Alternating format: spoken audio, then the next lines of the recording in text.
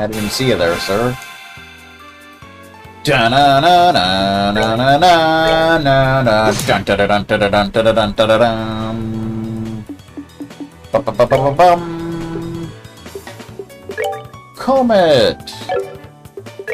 Rock you like a hurricane. There you go. Dun dun dun dun dun.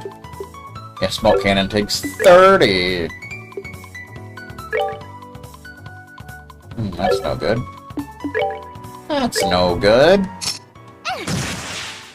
Oh! Cannon style. And I've done some research, and her cannon is canon. In case you were wondering. One shot Jones. Piece of cake. Ba ba da ba boo boo. Yeah, alright. Now we want to get out of here.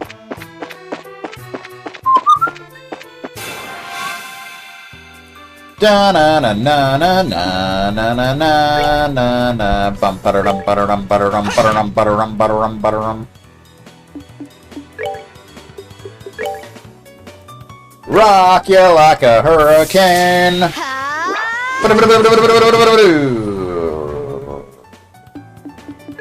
We can do smoke cannon now, which is a pretty wide area. I mean, Prepare to meet your doom. Prepare to meet your doom. And it is blind. A very useful craft that we will be using quite often.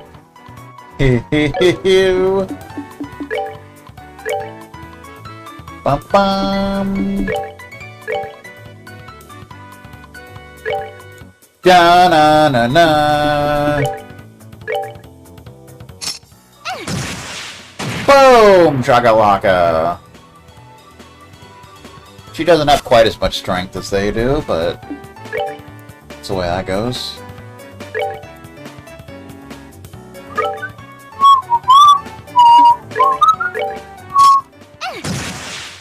Boom! Chakalaka. Scary. Scary?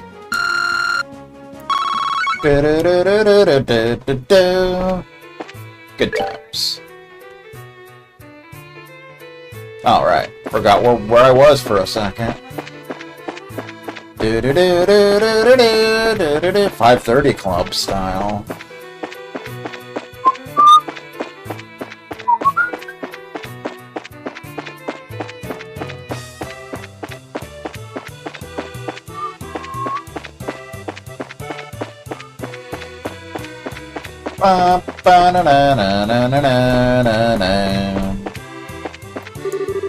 East is Zeiss, west airlet. Woohoo! Oh.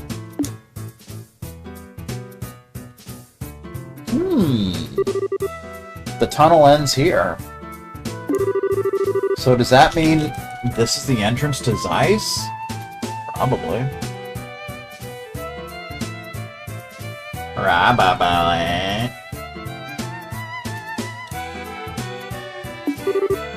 That's right. It leads right into the basement of the central factory. I'm excited to see it. The central factory is the pride and joy of Zeiss, since it's an industrial city. I've heard it was big, but that's about all I really know. Well, yeah, it's really huge. Isn't it, though? Anyone who's not used to the layout could get lost in a hurry. That's too bad. There's a creepy thought. I'm beginning to worry whether or not we'll really be able to make it to the guild. The way out to the city is up on the first floor, so there is a city. I'll show you how to get there. Thanks. Well, let's go in. Go in style. It's Rudy! Rudy Rough Night. Okay, that makes 8 cans. Check and double check. Let's check in on the factory. Bum-bum. Oh.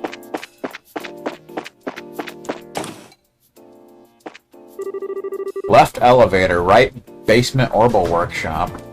So you can see a bonus scene if you will come over this way. Whoa, what's this place? It's an assembly line! Wow, it looks like almost the entire factory is completely automated. Fun fact, most of the jobs I've had in my life have been on an assembly line. Below the city, there are lots of orbit factories. They make everything from lights to airship parts. That's awesome. A little overwhelming, but awesome. Coolio. Oh! There's only an emergency staircase through that door.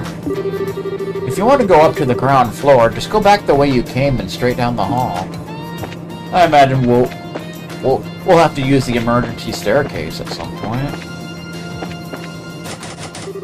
The door's locked, and we don't have the big key to open it. Loading dock, Zeiss. It's Faye! I wonder what he's doing right now. Okay, enough of that. Get your head into the job, girl! Okay. Looks like nothing's coming down the assembly line right now. We can speed it up, though. Alright. Nothing else down here right now, though.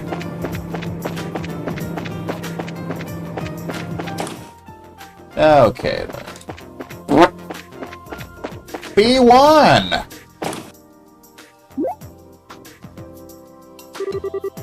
Okay, what's this room? This is the elevator. It can take us from the basement to the roof. Can't say I've ever seen one of these outside of the mines. And this one seems super high-tech. Well, this is Zeiss. And since this is the central factory, I'm sure they have quite a few of these. They have more than one? Do they ever? It's the latest model, too. Maximum weight capacity 50 torum. It can handle even heavy industrial equipment with no problem. I don't entirely get it, but it sure sounds impressive. So, how do we get it to move? You know, because things have started to move. Oh, you just pick which floor you want on that panel. Let's see. You want to go into the city, right? Yes. Can you take us up to the first floor?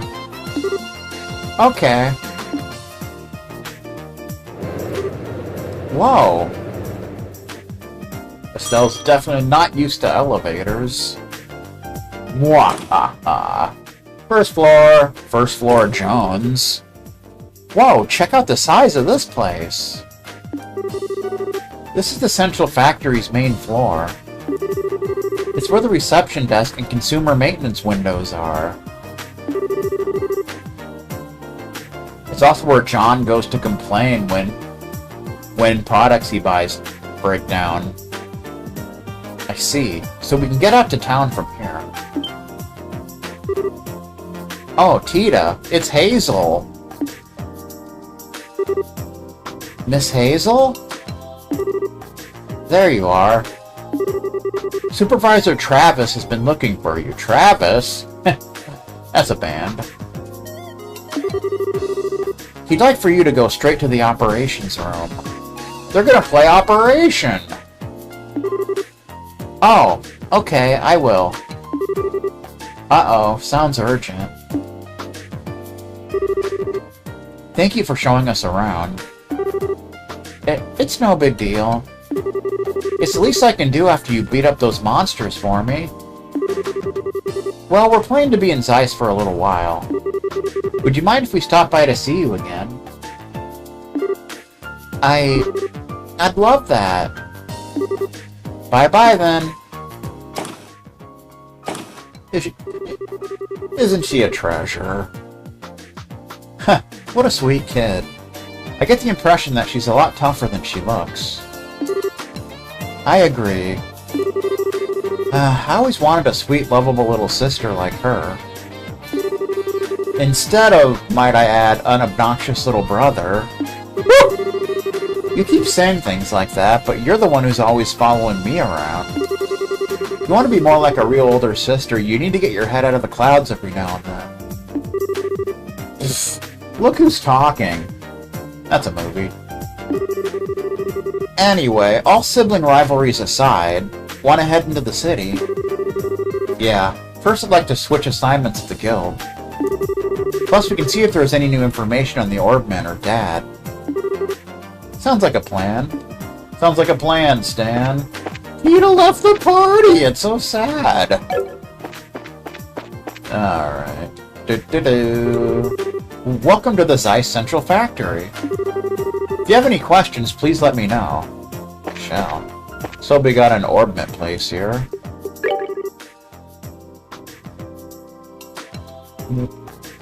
It's Eric Bischoff! Welcome to maintenance! This may seem like just a service window, but we're a full part of the factory's Orbment division, as fully equipped as any shop. Please feel free to make full use of our facilities. Of course, Tita left, so we can't open up her slots yet. But they should have some new quartz we can make. Specifically, we want to get an HP 3. Which these are pretty expensive, but you know how it goes. You want to get a Confuse. Confuse is more cheap, though. So HP 3 brings max HP up by 15%. Confuse enemy with 10% success. Want to get a Shield 2. Art defense up by 15. You want to get an Evade 3, but we can't afford it, sadly. So we'll have to wait on that. You want to get a Sleep. Put enemy to sleep with 10% success. Okay. You want to get an EP Cut 2. Art's EP cost down by 25%. Definitely nice. Alright.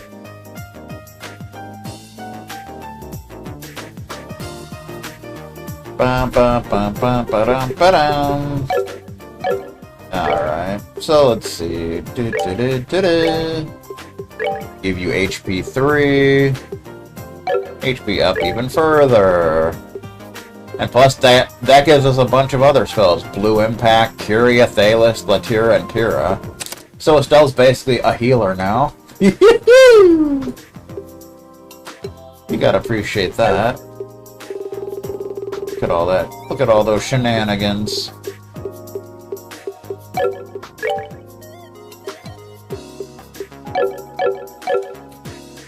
Do we have enough to get one for Joshua? Nope, sadly not. Sorry, Josh.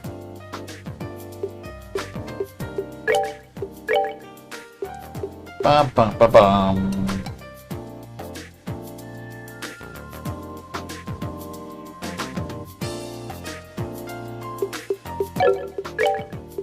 Give you EP Cut 2 now. Which lets you use Chaos Brand.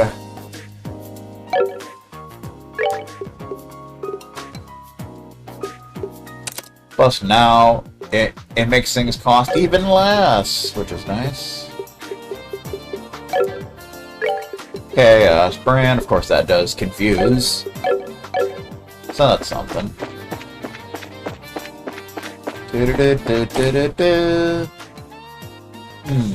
Here's the emergency stairs. Yeah.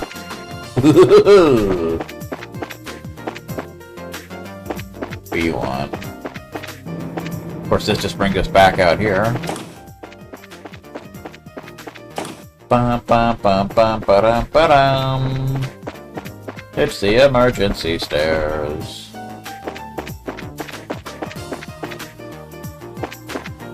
Central factory office. The door is locked. And we don't have the big key to open it, sadly. Looks like there's a library here. Constance. Ooh, a new face. Welcome to Archives. My name is Constance. Go ahead and look through any book that catches your eye. I shall. The shelf holds a book entitled Hertz's Adventure 1. Hertz. Fun fact, in high school, my accounting teacher's name was Mrs. Hertz. Always makes me think of that. Hertz's Adventure. Encounter with the Spectacled Genie Part 1. Using his finger to push his slipping glasses back up onto the ridge of his nose, young Hertz continued his journey. As far as he could see in every direction, the earth had been blanketed with a thick layer of white. The fine powder covering the ground in undulated lumps and clumps was actually made up of pale granules of sand, which were light and fluffy like the freshly driven snow. "Where's the river supposed to be?" came the raspy voice of a youth named Midas from behind. Midas, a skinny boy with the hair color of tobacco leaves protruding from the butt of a hand-rolled cigarette, was Hertz's most trusted friend, and one who never hesitated to tag along with him on one of his impulsive stand-up adventures. "It's just a little further," young Hertz replied, without turning his head to look back at his companion. The two of them had set out for the spindly river, which cut directly across the center of the parched white desert, and the oasis beside it. A rest stop well known for being the last piece of refuge for those travelers and their camels who were brave enough to cross the scorching dunes. Young Hertz and Midas had planned to camp there along the riverside that evening, before attempting to trek across the remainder of the barren lands the following day. "So, do you think we'll really be alright?" Midas asked as he unwrapped the silver wrapper of a half-melted candy. "Possibly a Butterfinger. There's been a rumor going around about a genie appearing in these parts, and believe it or not, but some say that he'll even gobble up whole people." Not very nice. "Rumors are just that, rumors," replied young Hertz. "But I might consider their veracity if we ever did something to come across a real one," he added, brushing off the idea with a chuckle. No sooner had the words left his mouth when a booming voice thundered from somewhere behind them. "Then how about you start considering that now?" Upon hearing this, young Hertz turned quickly around, his eyes searching for the source of the questioning voice. There, standing before him, was the figure of a decrepit genie, swathed in a robe of incomprehensible black. Its back more bowed than the curled spine of a cat seeking its master's attention, and a pair of old spectacles perched atop the curved shape of its talon-like nose. Yet the more young Hertz looked at the genie, the more unsure he became as to whether he was staring at something resembling a shriveling old man or a ghastly old woman. Midas froze in terror as he saw the tall, robed personage not far from his side. I'm not scared," he stuttered with a face whiter than the desert sand surrounding them as he noticed young Hertz's gaze, fixated on the genie. "My candy just got stuck in my throat is all." He croaked. He croaked out as he bubbled through a jumble of ridiculous excuses in his head. A complex smirk of wrinkles curled across the genie's cheeks, giving the illusion that something else was living below its haggard skin. "Oh my, how cruel it is to have been gobbled up whole. What a piteous fate for that sugared lump of candy in your gullet." Not seeming to mind that the spectacles had begun to slip from his nose, the genie continued to shake its head, gripping by some mad delight. "But fear not, my little drop of sweetness, for I shall avenge you by digesting the very marrow of these bones as I change them into the dust of these arid lands." The genie narrowed its turbid eyes and trundled towards Midas. In an instant, the sleeves of its robes were flung back, exposing thin, gnarled arms which shook like a pair of long withered branches in the wind. The genie's fingertips extended, sharp as pointed tridents, and sped towards Midas. Midas's twitching face, advancing with precision, or at least that's what it seemed like, until they passed by the boy's face and stabbed futilely at the empty air. As if being slightly amazed by the failed attempt, the genie cocked its head in surprise. But soon thereafter took notice of what had been amiss. In a hurry, it brought both hands up to its ancient face and began to neatly adjust the pair of spectacles, which sat crookedly on top of the bent nose. "I've had poor eyesight since I was a child, too," said young Hertz to the creature as it fumbled with the glasses, "and it looks to me like yours are worse than mine." As soon as the genie took in the young boy's words, another much larger set of furrowed wrinkles appeared on its face. "How did you know?" it asked suspiciously. The genie tweaked the position of the spectacles on the bridge of its nose, before turning back to young Hertz and inquired again, "How did you know my eyes were so bad?" "This is so bad."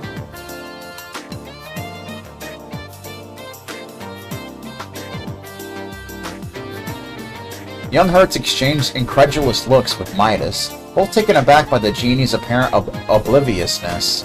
However, while this occurred, another expression had taken over the wizened face. "So that's it, huh? I see how it is."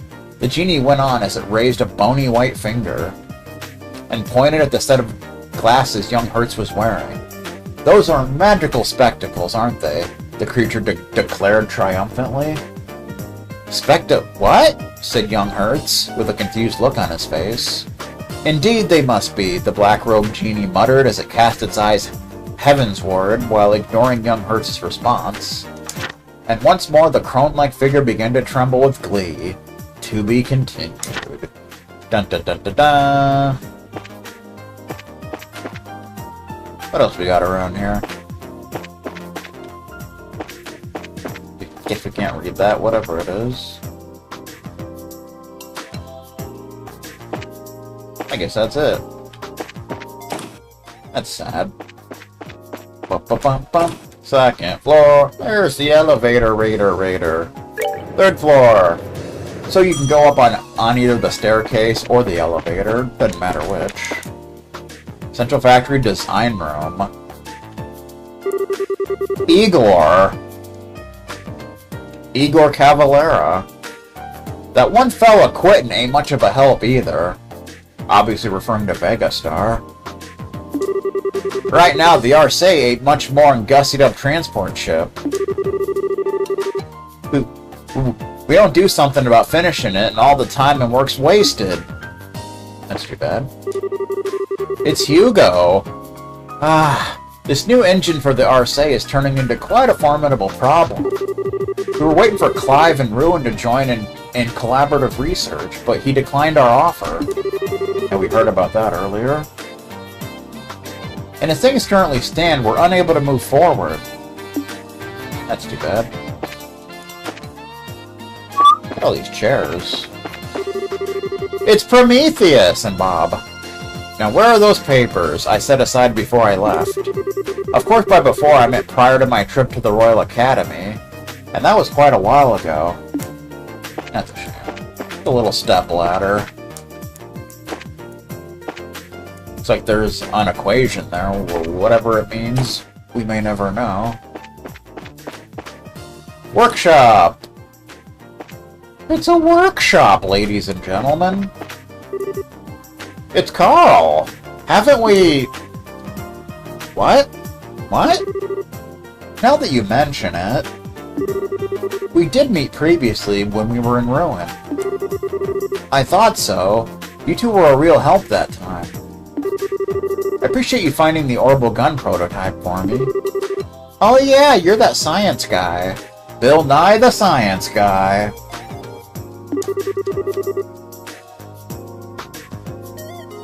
How'd all your research and stuff end up doing anyway? I think it's safe to say the orbital gun's research is moving along nicely.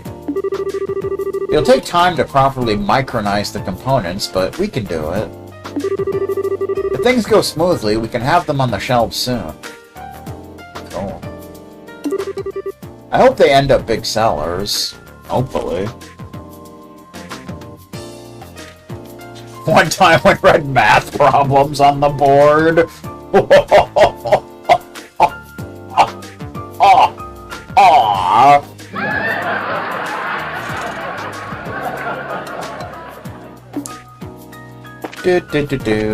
Math problem style. Major Michael style, even.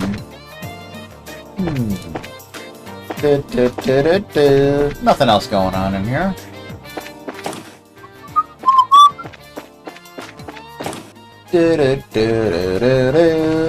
Let's go to the 4th floor.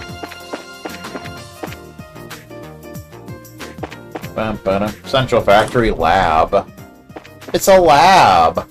Looks like they have a greenhouse. Or a hothouse. It's Terry Bradshaw.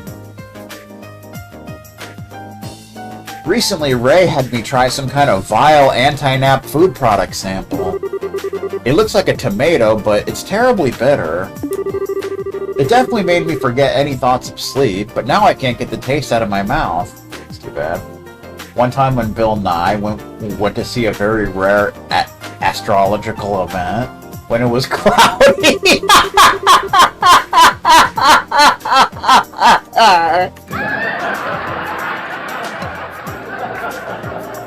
I bet a baseball game ended up getting canceled. But that's like calling mouse traps on your earlobes anti-sleep aids.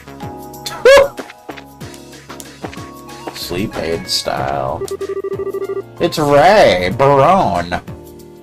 This term I was supposed to be studying greenhouses. Do you know what studying greenhouses means?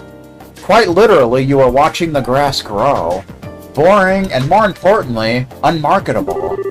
So I decided to breed a new species of tomato. It rescued me, so to speak. So, who would like to sample my tomato? Keep that in mind for later. Sample my goods! So you can actually take one. Acerbic tomato. So fun fact, in later games, this becomes a regular a regular ingredient. But it all started here. Acerbic tomato.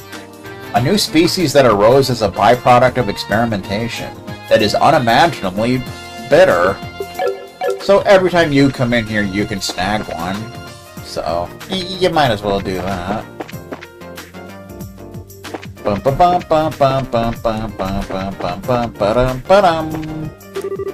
Dr. Miriam. Is something the matter? This is the factory clinic. We're equipped for dealing with conventional illness too, so don't hesitate to come in. Please don't hesitate to ring.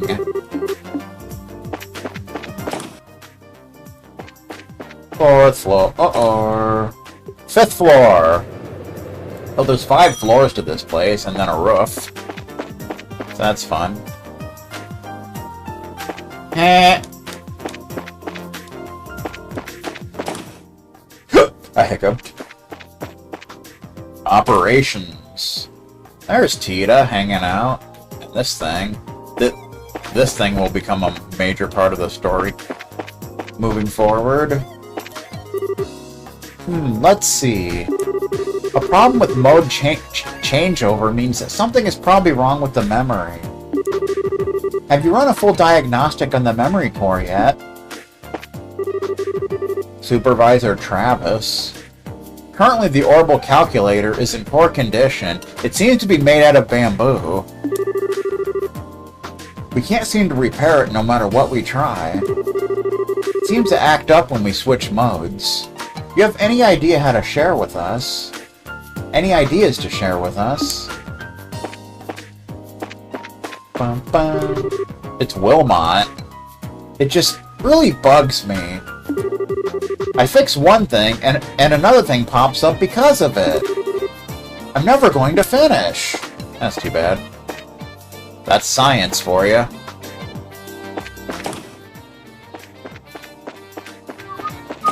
Fifth floor. And then up here is the roof. The rooftop. Not much going on here, though, except you can come into the elevator. One time when Frank Barone berated Ray and Robert for editing footage from Frank's Lodge Pals for a tribute that said they liked Frank Barone hot with marshmallows.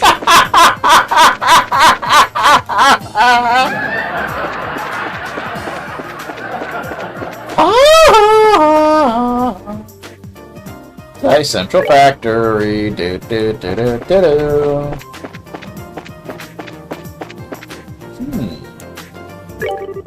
It's Priam. You look like you've been working hard. Or hardly working. How about a nice cold drink? I heard Stephen Hasty would like a nice cold drink.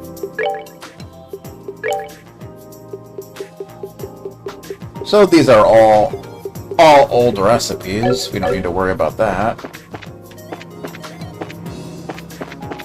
We can go to the landing port. Dun, dun, dun, dun, dun. It's Gerald.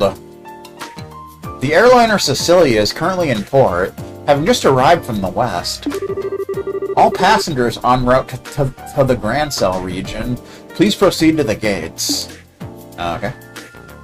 Root beer. Beer made from roots. Antoine! Keep this cat in mind. Believe it or not, he'll be very important. Not even kidding. Not even kidding.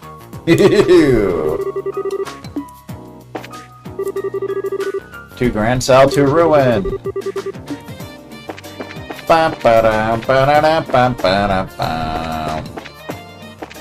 Stephen Hasty style.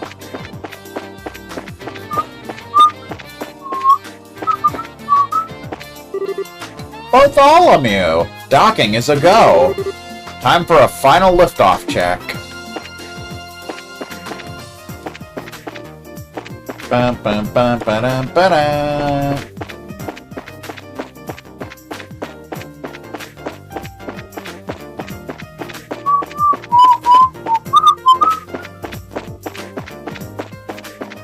Okay. Let's go to the actual city. Might be a good idea. It's Irene! Welcome! I have all kinds of beautiful flowers. Please have a look. Irene.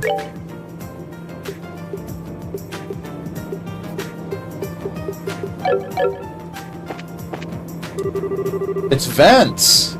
Mother, there are enough flowers on the veranda. Ooh, look at these flowers. I'd love to plant these on the veranda, but I'm afraid the colors might clash. That's a different Vince from the one in Ravenue Village. There's an escalator! Almanac for another date. On this date, root beer was invented. Someone took a sip and said, "Very funny, where's the real stuff?"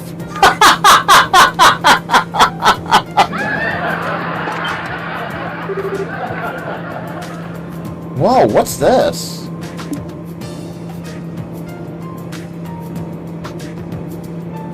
That kid is on the escalator again! Some kind of moving staircase? It is a really long climb, so I guess it would be tough without it. Yeah, but to have the whole thing moving underneath you? This place has been full of surprises ever since we got here. Yeah, they've never seen anything quite like that.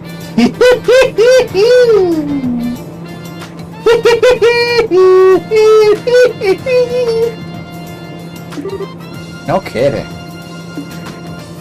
Fun fact, when I was a kid, I was scared of escalators, so I always used the stairs at the mall.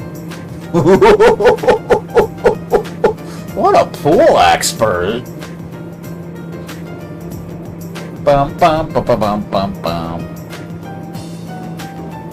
Of course, you can go down it fast if you want, but I like to just take my time.